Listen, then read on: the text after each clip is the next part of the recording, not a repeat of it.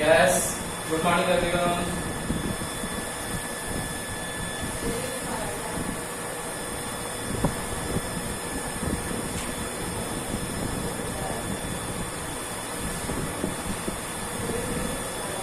Yes. Good morning, everyone. Good morning, बेटा. Good morning. हम लोगों ने चैप्टर नंबर 3 चला था काइनेमेटिक्स का first part motion in a straight line, वो हम लोग पढ़ चुके थे और आज काइनेमेटिक्स का सेकंड पार्ट स्टार्ट करने वाले हैं हम लोग मोशन इन ए प्लेन. ठीक है, वहां से स्टार्ट करेंगे और आगे बढ़ेंगे. तो आज काइनेमेटिक्स का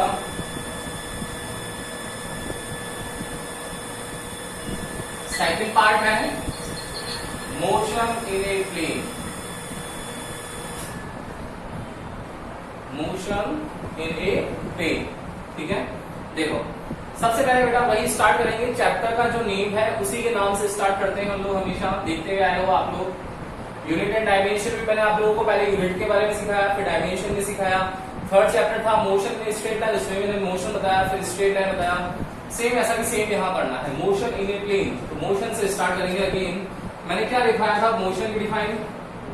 yes, can anyone tell me what do you mean by motion of an object? Movement from one place to another. Yes, ये भी लिख सकते हैं हम लोग, ये भी लिख सकते हैं. It's change in time. An object change its position with respect to time, then object is said to be in motion. तो क्या होगा? When an object change its position with respect to time, then object is said to be in motion condition. Clear? Now, अब ये plane क्या है? वहां था straight line, तो स्ट्रेट लाइन के लिए मैंने आप लोगों को वहां पर 3 मोशंस बताए थे बेटा. एक बताया था ट्रांसलेशनल मोशन, एक बताया था आप लोगों को रोटेशनल मोशन और एक बताया था vibrational motion. 3 types of motion थे जहां पर टाइम की बात हुई थी. फिर हम लोगों ने मोशन इन प्लेन के बारे में पढ़ना स्टार्ट करेंगे. प्लेन देखेंगे कि प्लेन कैसे होते हैं. तो जो मोशन है उसी के अकॉर्डिंग प्लेन पे डिपेंड करना है हम लोगों को. तो ये जो है प्लेन वो क्या है देखना.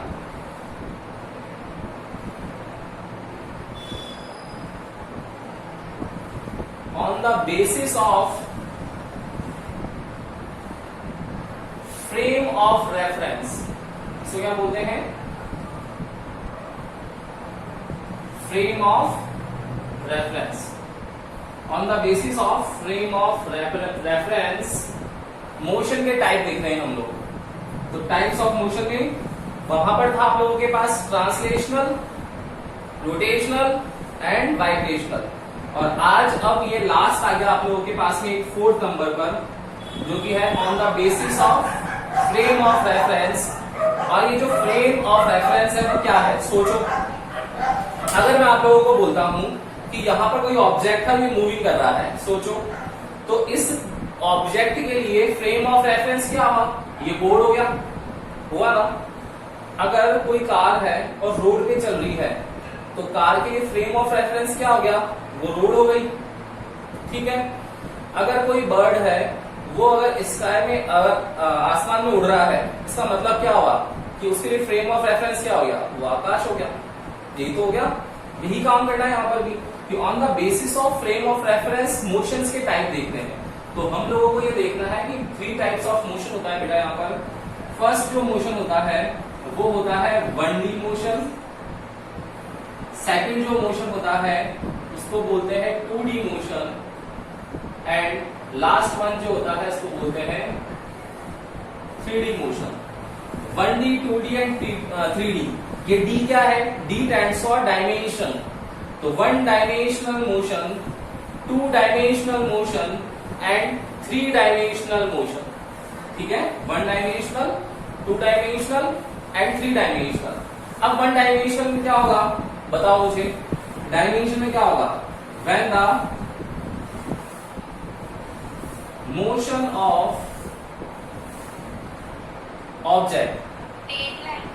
Straight line. Very good. When the motion of object is in straight line, then motion is said to be 1D motion. Okay? जब भी कोई ऑब्जेक्ट का मोशन किस में हो? स्ट्रेट लाइन में हो। और स्ट्रेट लाइन का मतलब क्या होगा कि अगर आप लोगों के पास में जितने भी मोशन है, याद रखना कि आप लोगों को कोऑर्डिनेट ज्योमेट्री का यूज लेना पड़ता है। और कोऑर्डिनेट ज्योमेट्री में आप लोगों की एक्सिस आती है, 3 टाइप्स ऑफ एक्सिस होती है, एक्स, वाई और जेड। तो क्या होगा, या तो वो मूविंग कर रहा होगा हॉरिजॉन्टली इस तरीके से, मतलब ये कौन सी डायरेक्शन हो गई? X direction. Horizontally minus x भी हो सकता है, बिल्कुल हो सकता है। ए डायरेक्शन हो सकती है, ये वर्टिकली अपवर्ड, जिसको हम लोग प्लस वाई लिखते हैं। एक ये भी हो सकती है वर्टिकली डाउनवर्ड माइनस वाई, और एक हो सकती है इस प्लेन के परपेंडिकुलर, जिसको जेड एक्सिस से हम लोग रिप्रेजेंट करेंगे। तो इंडिविजुअल किसी भी एक्सिस पर जो मोशन है, सिंगल एक्सिस पर किसी भी ऑब्जेक्ट का मोशन जो है मेरा, वो क्या कहला रहा है बेटा? 1D मोशन कहला। तो 1D मोशन होगा when the motion of object is in straight line। केवल ये स्ट्रेट लाइन है, ये स्ट्रेट लाइन है, ये स्ट्रेट लाइन है। तो तीनों जो मोशन है अपने अपनी जगह पर, तीनों के तीनों क्या है? इंडिविजुअल 1D मोशन है। 1D का मतलब हो गया यहाँ 1 डायमेंशनल है, लेकिन आप लोग D स्टैंड्स फॉर डायरेक्शन भी यूज कर सकते हो अपने डिफाइन समझने के लिए। बाकी तो 1 डायमेंशनल बोलते हैं इसको, 1 डायमेंशनल मोशन। लेकिन आप लोग ये सोचते हो कि एक डायरेक्शन में हो रहा है मतलब 1D है, 2 डायरेक्शन में हो रहा होगा मतलब 2D होगा। इस तरीके से भी आप लोग अपने दिमाग में फिट कर सकते हो इस चीज को। देखो अब 2D मोशन होगा, तो 2D मोशन क्या होगा बेटा? When the motion of object is in क्या होगा? 2 डायरेक्शंस। और 2 डायरेक्शन में क्या होगा? देखो एक बार लिख लेते हैं। When motion of object is in 2 direction or a 2D plane, then it is said to be 2D motion। अब देखो ये 2D प्लेन क्या होगा बेटा? देखना, अगर यहां पर आप लोगों के पास में वही डायरेक्शन का यूज करना है कोऑर्डिनेट ज्योमेट्री का, तो अगर ये x है तो ये क्या होगा? y होगा। देखो अब कोई भी ऑब्जेक्ट है तो मुझे इस xy के अंदर किसी भी पॉइंट को रिप्रेजेंट करने के लिए, लेट्स सपोज ये कोई पॉइंट है, इसको रिप्रेजेंट करने के लिए क्या चाहिएगा बेटा? मेरे को 2 वैल्यू चाहिएगी ना, एक चाहिएगी x की और एक चाहिएगी किसकी? y की। जबकि यहां तो किसकी चाहिए थी? ओनली x की वैल्यू हम लोगों को रिक्वायर्ड थी, हाँ ना। लेकिन यहां पर क्या है आप लोगों के पास में? यहां पर आप लोगों को 2 वैल्यू रिक्वायर्ड है। आप लोग बिना x और y की वैल्यू के मूव नहीं कर सकते हो। सिंगल x और y के यहाँ पर हम लोग किसी भी पॉइंट को लोकेट नहीं कर पाएंगे। आपको x as well as y दोनों चाहिए। इसलिए तो हम लोग बोलते थे कि केवल x एक्सिस पे चल रहे हैं, लेकिन उस पर भी हम लोग y 0 था, लेकिन फिर भी हम लोग 0 को मेंशन करते हैं। 0 को छोड़ते थोड़ी ना, यहाँ पर किसी को कोऑर्डिनेट लिखने हैं तो अगर मान लो 3 0 है तो आप लोग क्या केवल 3 लिखते हो क्या? नहीं लिखते हो ना बेटा, y को मेंशन करते ही करते हो ना। क्यों? क्योंकि आप लोगों को वो गिवन प्लेन दे रखा है, उस प्लेन में आप लोगों को दोनों को इंक्लूड करना है। ठीक है, अब देखो 3D मोशन होगा तो सेम डिफाइन आ जाएगी। बताओ क्या आएगा फर्क? बस वहां पर क्या हो जाएगा? 3D प्लेन हो जाएगा। तो देखना बेटा 3D प्लेन कैसा होगा। अब देखो ध्यान से देखो, ये 3D प्लेन कैसा होता होगा कि जिसमें एक कॉम्पोनेंट x का होता होगा, एक कंपोनेंट y का होता होगा और एक z का होगा। बोलो क्लियर है? नहीं, x, y और z। अब ये ध्यान रखना, आप बोलोगे कि सर ये तो कैसे होगा, कैसे हो सकता है? ये हमको पता ही नहीं पड़ रहा है क्या हो रहा है। तो याद रखना कि ओपन आइज से, वर्ड को याद रखना इस लाइन को, कि ओपन आइज से हम लोग ओनली 1D और 2D को देख सकते हैं, 3D को नहीं देख सकते। क्या? वापस रिपीट कर रहा हूं मैं, मार्क माय वर्ड, कि ओपन आइज से 1D motion and 2D motion दोनों को देख सकते हैं। ओपन आइज से 3D, 4D, 5D मोशन को नहीं देख सकते। इसलिए तो जनरली आप लोग जब थिएटर के अंदर 3D मूवी देखने जाते हो तो आप लोगों को वो अलग से स्पेक्स प्रोवाइड करवा देते हैं। करवाते नहीं करवाते? करवाते ना। क्यों? क्योंकि हम लोगों की बस की बात ही नहीं है कि हम लोग 3D मोशन देख चुके हैं। अब क्यों नहीं देख पाते उसका रीजन ढूंढना पड़ेगा, क्यों नहीं देख पाते।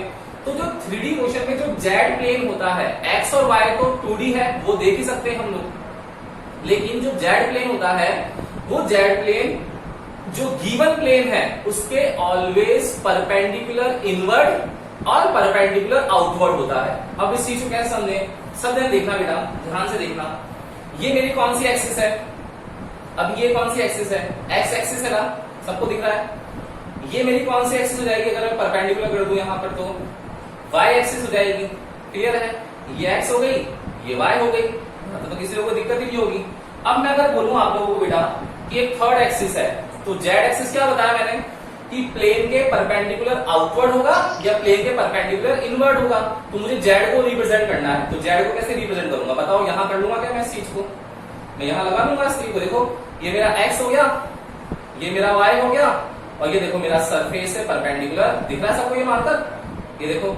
तो ये मेरा ये क्या हो गया, परपेंडिकुलर आउटवर्ड परपेंडिकुलर है। देखो दोनों एक्सिस से ये एंगल और ये वाला एंगल, दोनों एंगल कैसे हैं, ये एंगल देखो, एक ये वाला एंगल देखो, है क्या 90 डिग्री। सर आपकी स्क्रीन नहीं दिख रही है।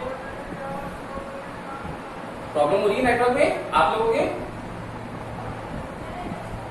दिख रही है सर। हाँ वो बेटा आपकी हो रही होगी, यहां से तो आ रहा है, देखो। तो ध्यान से देखना इस चीज को। देखो मैं इसको कैसे भी घुमा सकता हूँ, ऐसे भी घुमा सकता हूँ। देखो अब ये क्या है, y है, ये x है, और देखो अब की बार मार्कर कहां चला गया मेरा, अंदर चला गया क्या, ये देखो ये मार्कर था, ये मेरा अंदर चला गया। देखो दिखा सबको, तो ये कौन सा हो गया, परपेंडिकुलर इनवर्ड। ये कौन सा हो गया, परपेंडिकुलर आउटवर्ड। ये पोजीशन देखो, ये भी कौन सी हो गई, परपेंडिकुलर हो गई। ये माइनस y हो गया, ये माइनस x हो गया, और ये देखो बाहर की तरफ क्या हो गया, प्लस का z हो गया।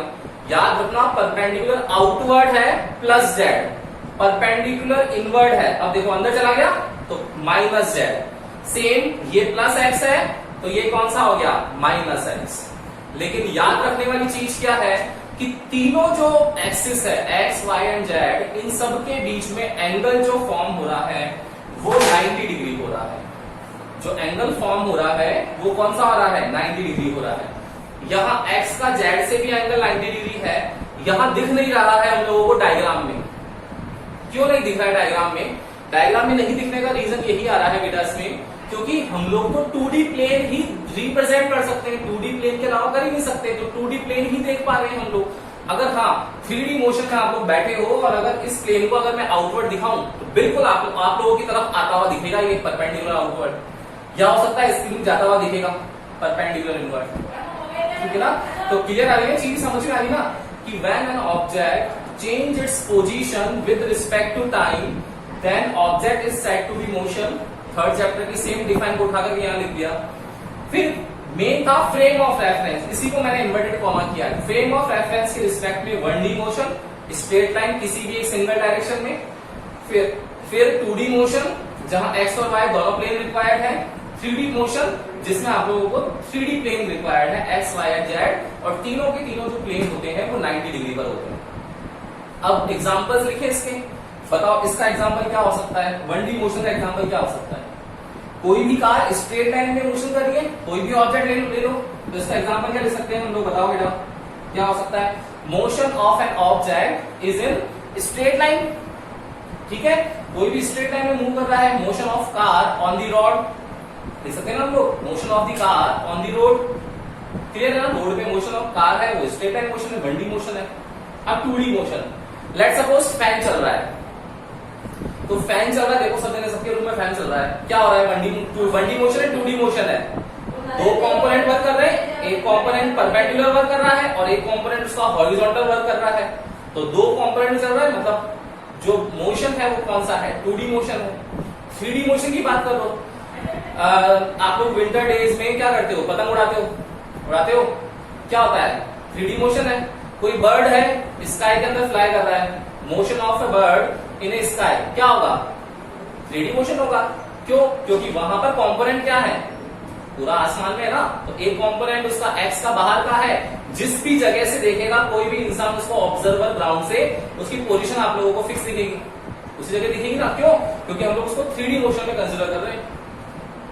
तो ये तीनों क्या हो जाएंगे, इसके एग्जांपल्स हो जाएंगे, 1D 2D एंड 3D के। क्लियर हुआ क्या यहाँ तक बेटा, कोई भी डाउट हो तो बोल जाना, अभी तक बहुत इंपॉर्टेंट है। चैप्टर की स्टार्टिंग और चैप्टर का मजा जो है थर्ड चैप्टर का भी अभी आने वाला है। थर्ड चैप्टर के सारे जो जितने भी क्वेश्चंस थे वो सारे के सारे इस चैप्टर से ऑटोमेटिक सॉल्व होते जाएंगे, क्योंकि वेक्टर का कॉन्सेप्ट आएगा अब नया। इसलिए बताना मुझे, जहां भी दिक्कत आए बोल देना बेटा।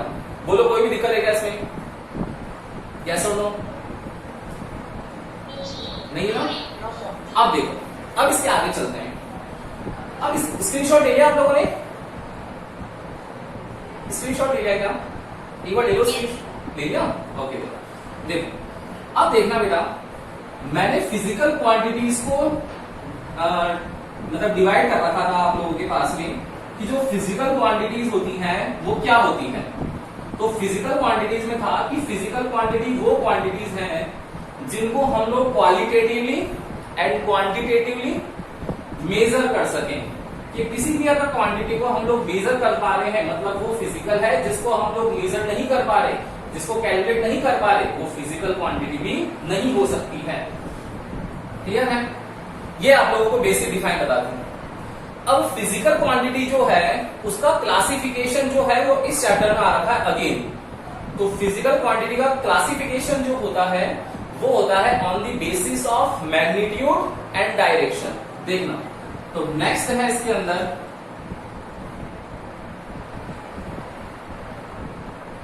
क्लासिफिकेशन ऑफ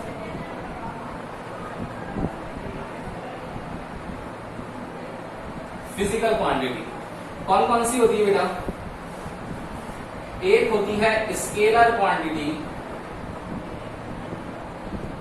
दूसरी होती है यहां पर वेक्टर क्वांटिटी एंड तीसरी होती है यहां पर टेंसर क्वांटिटी। ये लेस इंपॉर्टेंट है इसलिए इस पे इतना ध्यान नहीं देना है। फर्स्ट और second scalar and vector most important है, पहली चीज। दूसरी चीज, जैसे मैंने आप लोगों को बताया था बेसिक क्लासेस में, डिफरेंशिएशन और इंटीग्रेशन के बिना आप लोगों का काम नहीं चलेगा।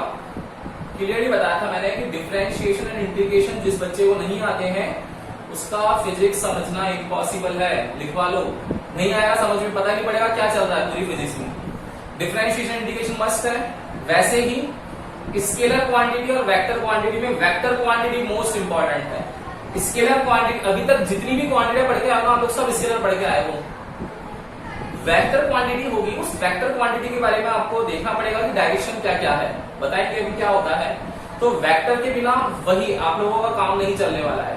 तो स्केलर, वेक्टर और टेंसर, तो तीनों में से ज्यादा इंपॉर्टेंट कौन सी है? वेक्टर। और जो बेसिक क्लासेस बताई थी logarithm, trigonometry, algebraic coordinate geometry, binomial, differentiation, integration, उन सब टॉपिक्स में कौन इंपॉर्टेंट है? Differentiation and integration. तो तीन टॉपिक बेसिक क्लासेस हो जाएंगे, डिफरेंशिएशन, इंटीग्रेशन और थर्ड हो जाएगा हमारा कौन सा? Vector quantity. इंपॉर्टेंट है, ध्यान से देखेंगे, 2-3 दिन लगेंगे इसको समझने में पूरा। देखना क्या होगा बेटा, अब मुझे बताना, देखो ध्यान समझना। अगर मैं किसी भी फिजिकल क्वांटिटी को, किसी भी, लेट सपोज मैंने कोई फिजिकल क्वांटिटी ले ली, फोर्स ले लिया, ये फोर्स इक्वल्स टू मैंने लिख दिया बेटा 3 न्यूटन। क्या लिखा हुआ है? Force equals to 3 newton. तो ये 3 क्या है? इसका 3 क्या है? इसकी न्यूमेरिकल वैल्यू है। 3 क्या है? न्यूमेरिकल वैल्यू है। और ये न्यूटन क्या है? इसका यूनिट है। ठीक है, तो ये जो न्यूमेरिकल वैल्यू होती है ना, इसी न्यूमेरिकल वैल्यू को नया नाम देता है ये, और बोलना चालू कर देता है मैग्नीट्यूड। लग जाएगा यार? बोलो, कैसे लोग बोलते जाओ रिस्पॉन्स, ठीक है ना? कि मैग्नीट्यूड अगर वर्ड कहीं भी आ जाएगा तो मुझे समझना है कि magnitude it means numerical value. ठीक है, अब देखना इस एग्जांपल से कैसे घुमाते हैं इस चीज को। अगर F equals to 3 newton given है केवल, तो क्या गिवन है? ओनली मैग्नीट्यूड गिवन है। तो जब भी किसी भी फिजिकल क्वांटिटी का ओनली मैग्नीट्यूड गिवन है, वापस सुनना, किसी भी फिजिकल क्वांटिटी का ओनली मैग्नीट्यूड गिवन है, तब वो क्वांटिटी कौन सी होगी बेटा? Scalar quantity. क्लियर है? अब मैंने क्या करा, अब मैंने इसके साथ में मेंशन कर दिया, मैंने एक वर्ड ऐड कर दिया कि मेरा फोर्स इक्वल्स टू 3 न्यूटन है। अब इस फोर्स इक्वल टू 3 न्यूटन को मैंने डायरेक्शन दे दी। लेट सपोज मैंने बोल दिया कि मेरा फोर्स इक्वल टू 3 न्यूटन जो है वो अप्लाई हो रहा है इन एक्स डायरेक्शन। जो मेरा फोर्स है 3 न्यूटन का वो अप्लाई हो रहा है इन एक्स डायरेक्शन। आपकी इच्छा थी, आप बोलोगे कि सर वाई डायरेक्शन में लगा लो, बिल्कुल लगा लो। आपकी इच्छा है कि कोई बोलेगा कि सर जेड में लगा लो, बिल्कुल लगा लो, कोई दिक्कत नहीं है। कोई बोलेगा सर एक्स वाई डायरेक्शन में लगा लो, बिल्कुल लगा सकते हैं। मतलब 1D 2D और 3D तीनों की डायरेक्शन पता है अपने को। 1D मतलब स्ट्रेट लाइन डायरेक्शन पता है, 2D मतलब आप लोगों को दो वेरिएबल एक्स वाई हो, चाहे वाई जेड हो, चाहे जेड एक्स हो, वो पता है आप लोगों को। 3D में आप लोगों को तीनों रिक्वायर्ड होंगे। तो अगर डायरेक्शन गिवन है, आपको पता है कि force equals to 3 newton in X direction, मुझे डायरेक्शन गिवन है, तो जब डायरेक्शन गिवन होगी इट मींस मेरी क्वांटिटी बन जाएगी कौन सी? Vector quantity. आया समझ में? आया? आ रहा ना? बिल्कुल इजी वर्ड से समझा रहा हूं आप लोगों को कि अगर ओनली मैग्नीट्यूड गिवन है, ओनली मैग्नीट्यूड 3 गिवन है, आपकी इच्छा है कुछ भी ले लो नंबर, यहां पर 100 ले लो, किसी की इच्छा है 1000 लेने की, कुछ भी ले लो यहां पर। अगर न्यूमेरिकल वैल्यू है तो उसको मैग्नीट्यूड बोलेंगे, और जो मैग्नीट्यूड होगा वो ऑलवेज स्केलर क्वांटिटी होगी। क्लियर? नाउ अब अगर इस न्यूमेरिकल वैल्यू के साथ मैंने डायरेक्शन ऐड कर दी तो डायरेक्शन क्या हो गई? वेक्टर क्वांटिटी होगी। आ गया समझ में? आप लोगों ने बोला कि मुझे घर से चांगेट जाना है, तो घर से चांगेट मतलब डायरेक्शन पता होगी आप लोगों को, तो क्या हुआ? Vector quantity. आप लोगों ने बोला यूं ही घूम फिर के आ रहा हूं, अब कौन सा घूम फिरना? पता है कि हाँ भाई 10 किलोमीटर चल जाके आना है, कुछ पता नहीं कहां घूमते फिर रहे हो। तो जब डायरेक्शन डिसाइडेड नहीं है तो वो कौन सी है? स्केलर है, पता है कि मुझे 10 किलोमीटर चलना है, बस मैग्नीट्यूड पता है आप लोगों को। तो स्केलर क्वांटिटी की डिफाइन लिखेंगे, वेक्टर की लिखेंगे एंड टेंसर की लिखेंगे। अब टेंसर क्या होगा? जो भाई साहब किसी के भी मतलब दोस्त नहीं है, किसी के भी नहीं, ना स्केलर के दोस्त है ना वेक्टर के, मतलब ना तो क्वांटिटी स्केलर कहलाएगी ना ही वेक्टर कहलाएगी, वो क्वांटिटी कहलाएगी टेंसर। तो किसी के साथ रहने वाला है नहीं, यूनिटी में रहता है नहीं, तो काम का हुआ क्या? नहीं हुआ। इसलिए इसको साइड में बॉक्स में डाल करके घर में बिठा दिया कि चुपचाप बैठ जा। काम का कौन बचा? स्केलर और वेक्टर। ठीक है, लिखें इसको एक बार। तो एक बार फटाफट से इसका स्क्रीनशॉट लेना चाहो तो ले लो, फिर मैं डिफाइंस लिखवा देता हूं और कौन कौन सी स्केलर होती है, कौन कौन सी वेक्टर होती है, वो भी एग्जाम में बता देता हूं। फटाफट से एक बार स्क्रीनशॉट ले लो बेटा।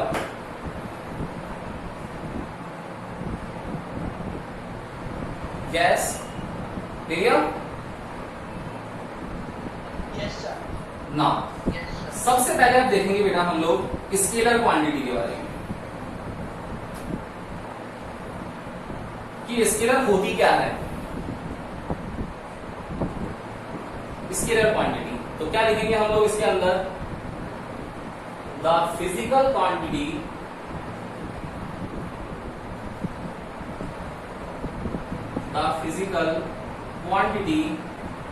which has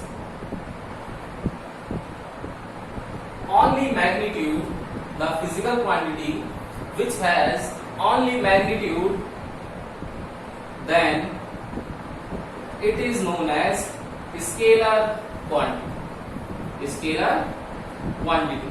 ओके, कौन कौन से एग्जांपल्स हो सकते हैं इसके? कौन कौन से हो सकते हैं? लेट सपोज मास है। मास मैंने बोल दिया आप लोगों को 10 kg। 10 kg होगा हर जगह, चाहे वो एक्स डायरेक्शन में जाए, वाई में जाए, जेड में जाए। डायरेक्शन से कुछ फर्क पड़ रहा है क्या? कोई फर्क नहीं पड़ रहा। इट मीन्स कौन सी है? Scalar quantity. मास हो गया। सेकंड हो गया डिस्टेंस। डिस्टेंस भी क्या है आप लोगों का? स्केलर है। एरिया स्केलर है। वॉल्यूम स्केलर है। ठीक है ना? सेम टाइम स्केलर है। क्लियर है? आगे की चीज समझ में। स्पीड, क्यों? देखो स्पीड क्या होता है? डिस्टेंस अपॉन टाइम, तो डिस्टेंस भी स्केलर, टाइम भी स्केलर, तो स्पीड भी स्केलर आएगी। ठीक है ना? तो ये सब क्वांटिटी, जिसमें पावर है, प्रेशर है, वर्क है, ये सारी की सारी फिजिकल क्वांटिटीज जो होती होगी वो कौन सी होती होगी? स्केलर होती होगी। फिजिकल क्वांटिटी आप लोगों ने देखा होगा बेटा, सेकंड चैप्टर में भी आप लोगों के बहुत सारी यूनिट्स और डायमेंशन दे रखी है। मैंने पहले भी बताया था आप लोगों को कि वो यूनिट और डायमेंशन जो है वो पूरी बुक की एक साथ दे दी आप लोगों को स्टार्टिंग में, सेकंड चैप्टर में। तो उस बारे में वर्ड नहीं होना है किसी को भी। कुछ बच्चे मुझसे कॉल करके पूछे थे कि सर वो तो बहुत सारी दे रखी है, 150-200 दे रखी है। अरे तो 150-200 याद थोड़ी करनी है, कोई याद नहीं करनी, पूरी बुक की है वो, पूरी बुक 15 चैप्टर पढ़ लेंगे तब बोलना कि सर ये वाली क्वांटिटी छूट गई। मैं आपको हर एक क्वांटिटी के अंदर यूनिट और डायमेंशन लिखवाता हूं, इसलिए लिखवाता हूं क्योंकि चैप्टर वाइज आता जाएगा आप लोगों के काम। अब सारा एक साथ खिला दूंगा, एक एप्पल का बॉक्स एक साथ दे दूंगा तो पेट खराब होगा। एक एक खानी है तो फ्रूटफुल रहेगा। तो वही वाली बात है, स्केलर क्वांटिटी का physical quantity which has only magnitude then it is known as scalar quantity. कौन कौन सी होती है? मास है, डिस्टेंस है, area, volume, time, speed, power, pressure, work, सारी की सारी कौन सी है? स्केलर है। तो अब वेक्टर कौन सी होती है? वेक्टर क्वांटिटी डिफाइन क्या होगी बेटा? क्या होगी? द फिजिकल क्वांटिटी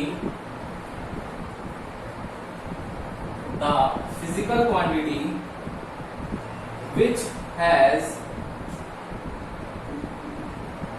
देखो मैग्नीट्यूड तो है ही है, which has magnitude as well as direction, then it is known as vector quantity.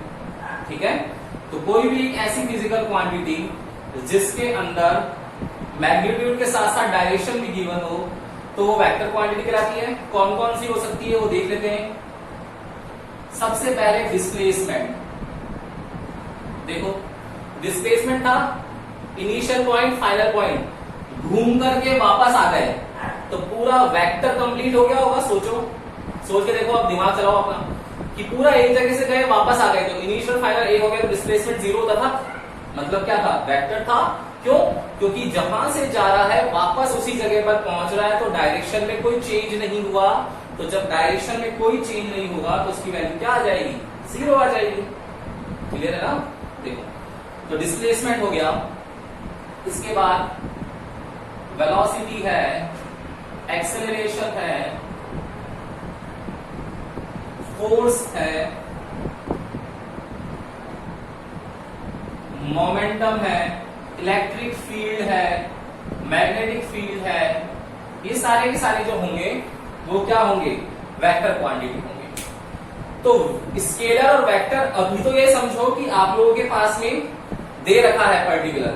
अब आप लोग कोई भी कंफ्यूज ये मत होना कि सर क्या स्केलर वेक्टर नहीं हो सकती है क्या? बिल्कुल हो सकती है। आप लोगों के 12th क्लास में गाउस लॉ आएगा, उस गाउस लॉ में पता पड़ेगा आप लोगों को कि वहां पर एरिया अभी क्या लिख रखा है? स्केलर है, लेकिन वहां एरिया वेक्टर जैसे वर्क करेगा। क्यों करेगा? क्यों करेगा? सोचो, सीधी सी बात है ना कि भाई एरिया डिसाइडेड नहीं है, लेकिन किसी ने बोल दिया कि एरिया डिसाइडेड है। ये वाला पर्टिकुलर कोई पोर्शन दे दिया, बोला इसका एरिया निकालो। इट मीन्स हम लोगों को डायरेक्शन पता चल गई। तो जब भी डायरेक्शन किसी भी चीज में इंक्लूड हो जाएगी इट मीन्स वो मेरा वेक्टर कहलाएगा। जब भी मेरा, चाहे वेक्टर भी स्केलर हो सकता है। देखो फोर्स मैंने वेक्टर में लिखा है, लेकिन फोर्स मेरा यहाँ पर क्या है? अभी स्केलर है ना? स्केलर क्यों है? क्योंकि सिर्फ मैग्नीट्यूड गिवन है। तो ये याद रखना कि फिजिकल क्वांटिटी का क्लासिफिकेशन सिर्फ और सिर्फ हम लोगों को मैग्नीट्यूड और डायरेक्शन में करना है। जिस भी क्वांटिटी का उस time at a time magnitude given है इट मींस वो स्केलर है। जिस क्वांटिटी के साथ डायरेक्शन और ऐड कर दी वो वेक्टर हो जाती है। आया क्या समझ में? बोलो बेटा, यस और नो? ठीक है ना? और लास्ट कौन सा बच गया? इसका एक बार स्क्रीनशॉट ले लो फटाफट से।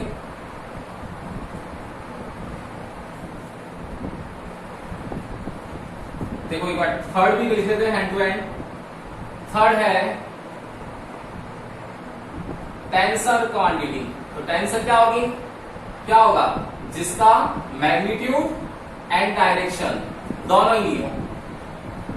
मैग्नीट्यूड डायरेक्शन दोनों ही हो। कौन सी होती है ऐसी? 2 या 3 ही है।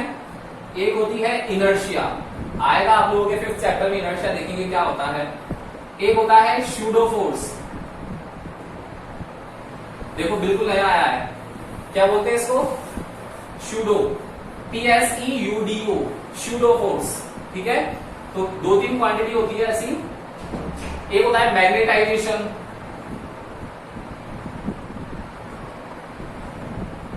ये सब जो होता है टेंसर क्वांटिटी होती है, जिसका ना मैग्नीट्यूड होता है ना डायरेक्शन होती है। सोचो फर्स्ट लॉ ऑफ मोशन जिनको याद है, इनर्शिया। इनर्शिया क्या है? फिजिकल क्वांटिटी है क्या? बताओ वैल्यू क्या होती है? होती है वैल्यू? नहीं होती ना। वैल्यू नहीं है मतलब क्या है? मैग्नीट्यूड नहीं होगा, डायरेक्शन नहीं होगी। इनर्शिया तो क्या है? प्रॉपर्टी है किसकी? उस सब्सटेंस की जो अपोज करती है होने वाले चेंजेस को। जिनको ध्यान है वो क्लिक भी हो रहा होगा माइंड में, ठीक है ना। जिनको ध्यान नहीं है बर्डन लेने की जरूरत नहीं है, अपन 5th चैप्टर पढ़ेंगे तो बता देंगे सब आपको, वहां पर आएगा, ठीक है ना। तो इनर्शिया जैसे है एग्जांपल में, इनर्शिया क्या होता है? Tensor quantity. क्यों? क्योंकि डायरेक्शन पता होती है क्या? नहीं है। ये तो प्रॉपर्टी है किसकी? किसी उस ऑब्जेक्ट की जो अपोज करती है होने वाले चेंजेस को, उसी को बोलते हैं इनर्शिया। क्वांटिटी कुछ वैल्यू, न्यूमेरिकल वैल्यू कुछ भी नहीं होती है। तो आ गया, समझ में आ गया। आज की क्लास में 1D 2D एंड 3D उस पर फोकस किया हम लोगों ने। और सेकंड क्या? स्केलर, वेक्टर और टेंसर पे। स्केलर मतलब मैग्नीट्यूड, वेक्टर मतलब मैग्नीट्यूड प्लस डायरेक्शन, और थर्ड टेंसर जिसका कोई नहीं है, ना मैग्नीट्यूड है ना डायरेक्शन। Okay, clear. तो कल अब हम लोग टाइप्स पढ़ेंगे, वेक्टर को रिप्रेजेंट कैसे करते हैं वो देखेंगे, और आगे इसके cross product, dot product. Interesting class आएगी, मिस मत करना कोई क्लास, मजा आएगा पढ़ने में और इंपॉर्टेंट है। छोड़ दोगे तो आगे के चैप्टर से दिक्कत होगी। ओके, देखना एक बार वीडियो पूरा जाकर के, जहां भी डाउट आए क्लास से पूछ लेना। तो हम लोग नेक्स्ट क्लास में मिलेंगे कल। Good day. Good day, sir.